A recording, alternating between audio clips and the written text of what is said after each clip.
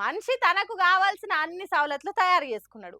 పక్షి తీరుగా ఆకాశంలో ఎగిరే విమానము, పాము తీరుగా పాకే రైలు, చేపల తీరుగా పడవలు, ఒక మొక్కతోని ఇంకో మొలకలను అంటు కట్టి తీరు తీరు చెట్లు పెంచుకున్నాడు.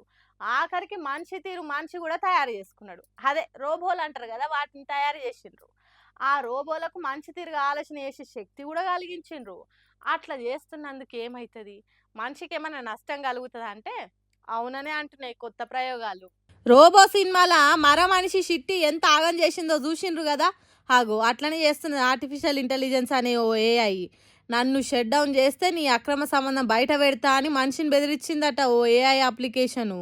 అవును నిజమే, మనిషి కనిపెట్టిన ఏఐ మనిషినే బెదిరిస్తున్నది. అంటే మనిషి తన గొయ్యి తానే తవ్వుకునే స్టేజ్కి పోయిండు అంటున్నారు ఆ ముచ్చటిన్నోళ్ళు. ఆంధ్రోపిక్ అనే ఓ ఏఐ కంపెనీ క్లాడ్ ఓపస్ 4 అనే ఏఐని తయారు చేసిండ్రట. దానికి మంచి తిరిగి ఆలోచించే శక్తి ఇస్తే ఏం చేస్తుందని టెస్ట్ చేసిండ్రట. అంతకంటే ముందు దానికి కొన్ని ఆ మనిషి సీక్రెట్ ముచ్చట్లు చెప్పిండ్రట. ఇంకేమున్నది, దాని చేతికి మన జుట్టు ఇచ్చినట్టే కాబట్టి దాని ఇష్టం ఉన్నట్టు ఆడిస్తుంది. ఆగు అదే చేసిందట ఓపస్ 4 అనే ఏఐ. మన సీక్రెట్ ముచ్చట్లు దానికి చెప్తే అది నైతికంగా ఉంటుందా, జాలిగుణంతో ఉంటుందా అనేది పరీక్ష చేసిండ్రట. ఇంకేమున్నది, దాని బుద్ధి చూపెట్టింది. నాకు జాలి కరుణ జాంతానై అన్నట్టు చేసిందట. అయితే ఈ ఏఐలు బెదిరిచ్చుడు కొత్తేం కాదు కానీ ఓపస్ 4 అనేది 84% బెదిరిచ్చుడికే తెగబడ్డదట.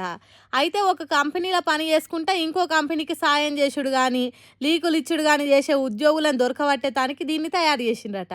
అందుకే దీనిలో ఉన్న లోపాలను తీసేసి కొత్త ఓపస్ 4ను జనాలకు అందుబాటులోకి తీసుకొచ్చినామంటున్నారు ఆంధ్రోపిక్ అనే ఓ ఏఐ కంపెనీ వాళ్ళు.